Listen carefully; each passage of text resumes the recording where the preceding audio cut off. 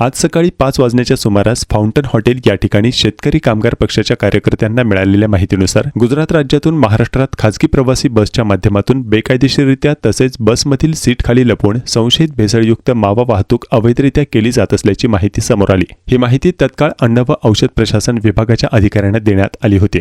माहितीची दखल घेत FDA अधिकाऱ्यांनी तातडीने कारवाई करत फाउंटन हॉटेल परिसरात संबंधित खासगी बसची तपासणी केली असता अंदाजे 2 ते 3 टन संशयित भेसळयुक्त मावा जप्त करण्यात आला असून पुढील कायदेशीर कारवाई FDA मार्फत करण्यात येणार आहे। महाराष्ट्रातील नागरिकांच्या आरोग्याशी खेळ करणाऱ्या भेसळयुक्त अन्न पदार्थांच्या अवैध वाहतूक आणि विक्री विरोधात शेतकरी कामगार पक्ष सातत्याने जागरूक असून अशा प्रकारच्या कोणत्याही बेकायदेशीर कृत्याची माहिती संबंधित यंत्रणेला देऊन कठोर कारवाईसाठी पाठपुरावा करत राहील।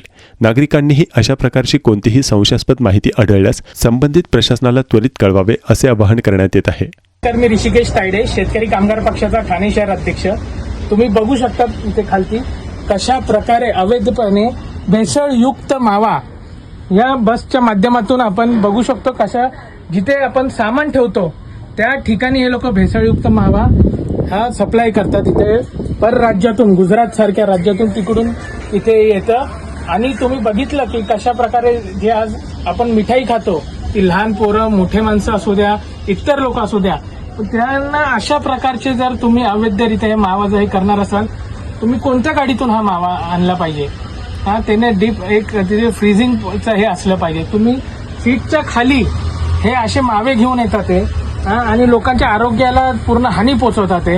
याच्यावरती कारवाई झाली पाहिजे।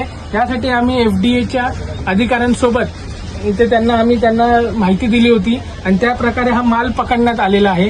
आज लोक GST भरतात, टॅक्स भरतात, सर्व गोष्टी की त्यांना चांगलं अन्न खायला भेटलं पाहिजे।